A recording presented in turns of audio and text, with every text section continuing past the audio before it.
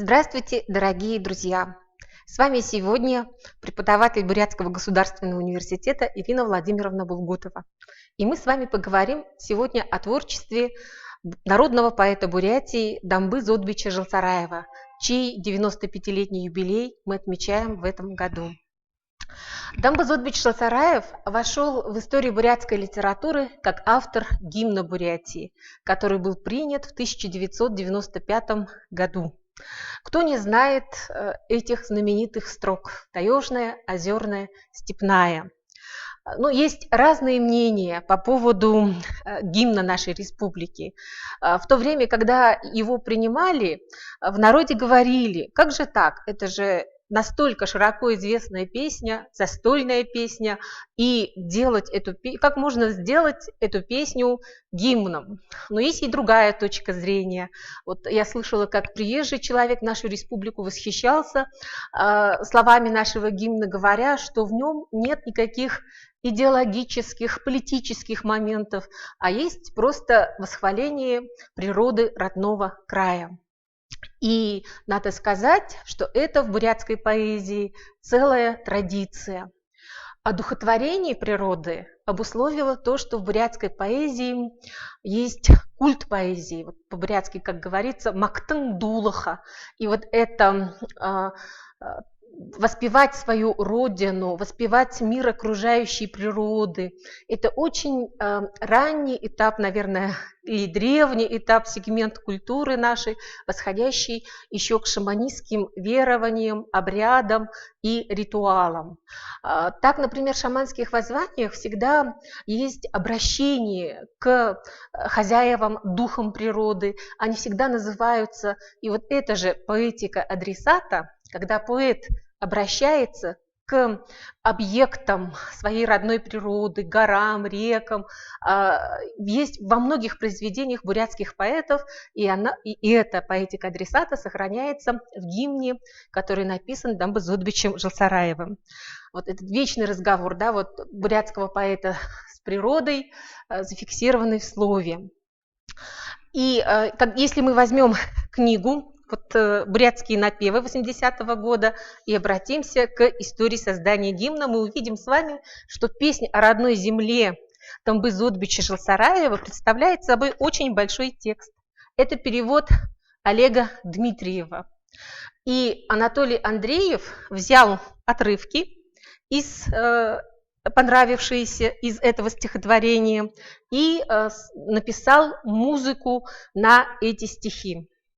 В бурятской культуре есть знаменитый творческий дуэт Анатолия Андреева и Гунги Чемитова. И вот когда я была на родине Гунги Чемитова, я услышала о том, что сперва создавалась мелодия, а потом Гунга Чемитов на мелодию писал песню, то есть на уже существующую мелодию писал текст. И удивительно органичными получаются песни вот в этом случае. Здесь же Анатолий Андреев написал на стихи, на русский текст, сперва мелодию, и она стала очень широко распространенной. Когда же я стала искать, с какого текста делал перевод Олег Дмитриев, я нашла в книге 1967 года стихотворение, небольшое по объему, «Хехндлхем хенда». Вот тоже с этим мотивом благодарности родной земле, вот такой текст из 5 строф. И все основные мысли, да, которые вошли в восхваление родной природы, степей, богатства природы, да, благодарность, все эти мотивы есть в этом тексте. Почему же текст, переведенный Олегом Дмитрием, так разросся? Такой вопрос возникает, да. Наверное, потому что были многие вещи, которые нужно было разъяснить, растолковать в более таком широком контексте. Например, все помнят строфу про Саранку, строку гимна. Дамба Жылсараев вспоминает в своем стихотворении о том, как он в детстве собирали клубни, саранки, и есть такое блюдо национальной кухни, да, вот, и та саранка, которая выручала бурятские семьи, и вот в плане таком бытовом, материальном, да, и об этом Олег Дмитриев будет достаточно тоже большой перевод сделать и объяснять. Ну вот, например, да, вот, «Знай, Додо Гол, что лучшей подругой была мне в раннем детстве сторона, головкою багряной и упругой издалека кивала мне она, и разрывал я землю осторожно, разламывая вязкие комки, и клал в мешочек из телячьей кожи округлые тугие клубеньки. Мне мать потом урму из них варила, и землю каждый раз благодарила за сарану, за сладкую урму. Нет в мире лучше лакомства для сына, за травы, чтоб коровы ели сытно, чтоб вдоволь было молока в дому». То есть перевод Олега Дмитрия авторизованный, и вот те вещи, которые нужно было объяснить достаточно распространенно, он это делает, да, вот, входя в мир бурятских традиций, обычаев, объясняя их. И нужно сказать, что вот этот образ матери, который появляется в гимне Бурятии, да, матери природы, родины как матери, это один из архетипических образов, очень развитых бурятской поэзии. И потом уже, когда приняли текст в переводе Олега Дмитриева, гимн, уже на эту музыку были сложены другие бурятские слова, я их потом хотела бы показать. Каждый из вас может зайти в Википедию и посмотреть, что бурятские слова вот на мелодии уже Анатолия Андреева совершенно другие, и они уже закреплены, значит, ну, по закону получается. Такова история нашего гимна, такая жизнь текста, да. Ну, каждый ли поэт согласился бы на такую редакцию, да, своего творчества, своего стихотворения, остается вопросом. Очень интересно было бы посмотреть, конечно, сегодня, с точки зрения сегодняшнего дня, творчество Дамбы Жылсараева как советского поэта. Да? Андрей Румянцев, наш русский поэт Бурятии, критик, говорит о том, что певцом огромных перемен, социальных и духовных, в жизни своего народа выступал Дамба Жылсараев в своей лирике. Да, вот. Нравственные устои поэзии Жылсараева, такие ее черты, как гражданственность, интернационализм, релизм, связь с традициями фольклора, емкость поэтического обобщения, отмечает литературовед Василий Царенович Найдаков. То есть вот в советской поэзии было такое понятие, как гражданская лирика. И это очень большой пласт творчества Дамбы Зодбича Жылсараева. И с точки зрения сегодняшнего дня, когда берешь и читаешь эти стихи, прославляющие Ленина, партию, дружбу народов, интернационализм, и уже чувствуешь, что прошло какое-то время, и нужно их заново осознать, да, то есть появилась эта необходимая перспектива, чтобы понимать то время, да, советское время. Ну, например, очень интересно посмотреть образ Ленина в творчестве Дамбы Жылсараева. Советская мифология, да, выстраивалась таким образом, в том числе и на механизме вождизма, почитания Ленина. Да, вот Ленин всегда живой, этот мотив идет. И вот если посмотреть стихотворение Дамбы Жылсараева, то там есть такие сравнения. Да, Ленин как солнце в 5, значит, вселенных. Ну, бурятский язык все равно определял моделирование, да, вот в рамках национальной культуры. Вот эти 5 вселенных, это Таунтвида, это, конечно, бурятская, но тем не менее это солнце, это самый близкий друг Вилдутым Ханил, это отец родной, это верный учитель. И даже немножко вот этот мотив, там есть стихотворение у Дамбы Жылсараева «Рука Ильича», что он мысленно ее пожимает. А вот в бурятском тексте он до того это себе четко и явно представляет, да, мотив живого Ленина, оживающего Ленина. Да, очень интересно сегодня увидеть, потому что мы понимаем, что советский человек жил в такой устремленности к будущему. Да, и литература социалистического реализма выстраивает вектор и все понимание именно от этого, от будущего, от счастливого будущего. А сегодня можно вот все ради этого делать. Да, и вот этот вектор можно увидеть. Гражданская поэзия, конечно, явление сложное, да, и задает нам проблему служения и службы. Все мы прекрасно знаем, что Дамба Зодбич Жалтараев был министром культуры с 1960 по 1966 год, а затем с 1975 по 1986 год. То есть это 17-18 лет, да, вот как раз рассвета, наверное, строя он был у руля, значит, всех культурных дел. И Некрасов, например, писал: «Мне борьба мешала быть поэтом, песни мне мешали быть бойцом». То есть возникает всегда определенное противоречие, когда ты пишешь то, что нужно обществу, считая это служением и долгом, между тем, когда поэт все-таки пишет верный своему внутреннему голосу. Да? И вот эта проблема, конечно, есть. И очень интересно посмотреть в этом плане образ песни и певца в творчестве Дамбы Жалтараева, да? Потому что у него есть не только песнь о родной земле, а есть целый цикл, где появляется лирический герой. И там, где природные образы, песнь изюбра, песнь дождя, песнь росинок, песнь сибирского кедра, это все очень знакомо, да, это все коренится в бурятской культуре, где есть такое очень проникновенное, глубокое понимание природы. Наряду с этими образами вдруг появляются образы уже вот реалии времени научно-технического прогресса. Это песни колеса, песни телефонных проводов, песни родильного дома, песни есть мотора, песнь золотого браслета. Да? И когда читаешь эти песни, возникает такое ощущение, что поэт просто использует наработанный прием.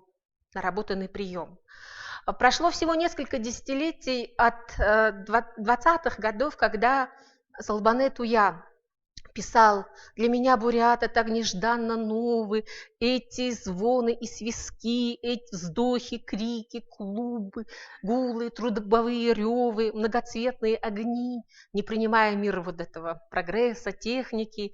А у Дамбы Зодбича Жалтараева весь этот мир научно-технического прогресса начинает петь, насколько это естественно, значит, насколько это органично, конечно же, остается вопросом, да, вопросом, потому что, ну, вот можно прочитать. Но есть в то же время у творчестве Дамбы Зодбича Жалтараева очень удачные образы. Вот, например, у него есть книга «Резьба по небу», и мы здесь видим, как, увидев след в небе от самолета, лирический герой вспоминает чеканки, бурятскую традицию картин, вот где есть облака такие кудрявые, и говорит, что это новая эпоха. Вот этот образ самолета, да, образ прогресса, улучшения жизни, авиационный дискурс, он хорошо изучен на сегодня, изучается в русской литературе. Интересно было бы его, конечно, посмотреть и в бурятской литературе. Да? Начиная с 30-х годов появляются песни трактора, самолета и так далее. И, наверное, это было в духе времени. Это было по законам своего времени. Если же говорить о тех фольклорных традициях, которые реализовались в творчестве Жалтараева, вот есть у него книга «Бурятские напевы», и появляется образ национальной культуры Будамшу. Да, всем известный плут, хитрец, обожаемый, прощаемый за свои проделки хитрые, плут Будамшу. Например, вот где пасешь своих коней? В голове пасу своей, да, отвечает Будамшу. Но что интересно, Будамшу Дамбы Жалтараева вовсе не смешон. Возможно, он хитер, но он не смешон. Например, вот такое стихотворение. «Сел Будамшу в седло, кричит народ: Зачем поехал задом наперед? Затем, что впереди свободен путь, а сзади могут на землю стянуть. Ну, это, конечно, уже, наверное, опыт, человеческий опыт службы, может быть, да, государственной. И здесь, то есть при общей устремленности в светлое будущее, да, герой Будамшу Дамбы-Зодбича Жылсараева очень хорошо понимает, что надо жить в настоящем времени, ценностями настоящего дня. И сознавал ли Дамбы-Зодбич Жылсараев какое-то противоречие? Вот мне кажется, есть у него все-таки в творчестве такой очень интересный мотив сожаления. Да, вот. В книге Андрея Румянцева есть такой отрывок из интервью с самим поэтом. Дамбы-Зодбич Жылсараев говорит: «Знаете, как в юности чаще всего рождаются стихи? Описал события, нахлынувшие чувства, и стихотворение готово».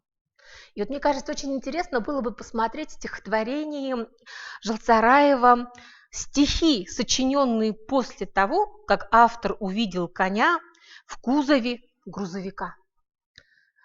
Сердце сжалось, да, у кочевника, у степняка, когда он увидел, что конь, который должен мчаться свободно, вольно по степи, оказался вот в такой ситуации. Тебе бы конь помчаться, как вчера, вперед с лихим джигитом на спине, чтобы вам вдогонку встречные ветра пророкотали песню о коне. Но в кузове меж узких двух бортов стоишь ты, опустив глаза свои, и вздрагиваешь, словно от пинков на выбоинах старой колеи.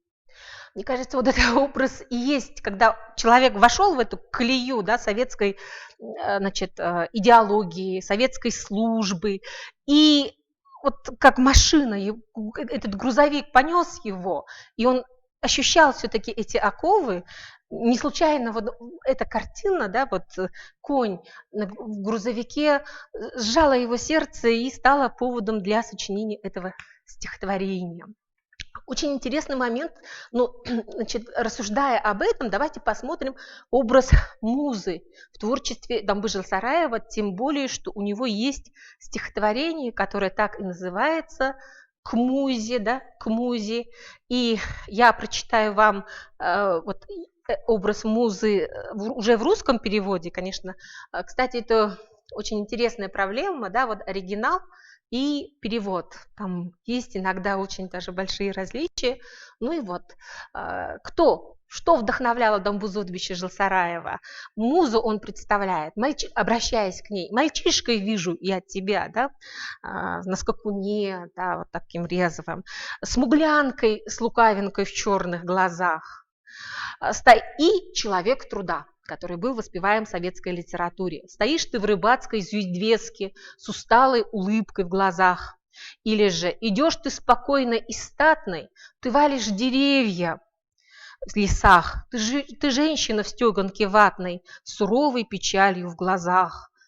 Ну, вот такой образ музы, да, вот вдохновляя, то есть воспевая человека труда. Но обратите внимание, что усталая улыбка в глазах, грустная печаль в глазах, да, у музы Дамбы Жылсараева.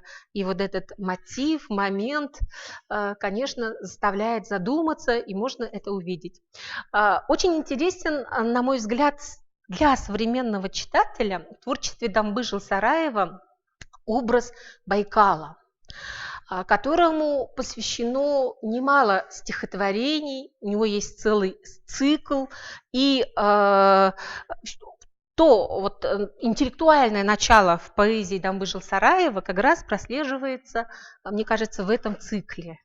Вот, например, он пишет: «Такая, видно, мода хвалить тебя, Байкал, все больше год от года летит к тебе похвал, а жаль, пора бы что-то и делать для тебя», говорит в финале лирический герой стихотворения. И мне очень нравится в этом цикле стихотворение, которое называется не озеро Байкал, а море. Дело в том, что я уже говорила об этом, каждый язык по-своему моделирует действительность, и на бурятском языке Байкал – это не озеро, а море. И мне кажется, что это имеет такое концептуальное значение, о чем и говорит Дамба-Зодбич Жылсараев, да? Потому что когда мы говорим, что Байкал – это море, мы понимаем, Дале, Бегл Дале, мы понимаем его уникальность, его неповторимость, да? Озер много, о чем он говорит, да? И он говорит, призывает всех, давайте называть Байкал все-таки морем, да? Более да Беглае буругар нерлед яхамнеп, Беглне нурбыше, поим еха далею. Вот эта разница моделирования в языках, да, его прекрасное знание языка, тоже, конечно, заслуга поэта. И еще один момент мне хотелось бы обратить внимание, да, вот, может быть, не так много в творчестве Дамбы Жылсараева лирических стихотворений, но есть вот стихотворения, например, в которых звучит сомнение, в которых звучит вопрос по отношению к самому себе. Да? Вот, например, это стихотворение «Гнте юнде». Вдруг почему? Да? И человек, который достиг успеха, славы, задумывается и говорит, почему мне вдруг становится печально? Почему я хочу, мои желания отличаются, да, от желания всех, да, почему я хочу по своему пути идти, да, или же вспоминая молодость, да, он возникает и хочет вернуться назад. Вот, например, залудахын нугло загашашадаха бышишьяха гдыргенахым явгэгет гынты юндахнанапив. Да, вот этот удивительный мотив, да, вот желание вернуться в прошлое и начать все заново. Таким образом, творчество Дамбы-Зодбича Жылсараева воплотило в себе мировоззрение человека своего времени, да, который жил в русле и в одном ритме, в темпе, с требованиями времени. И в то же время оно воплотило национальную картину мира. И именно этой гранью оно сегодня интересно. Спасибо за внимание.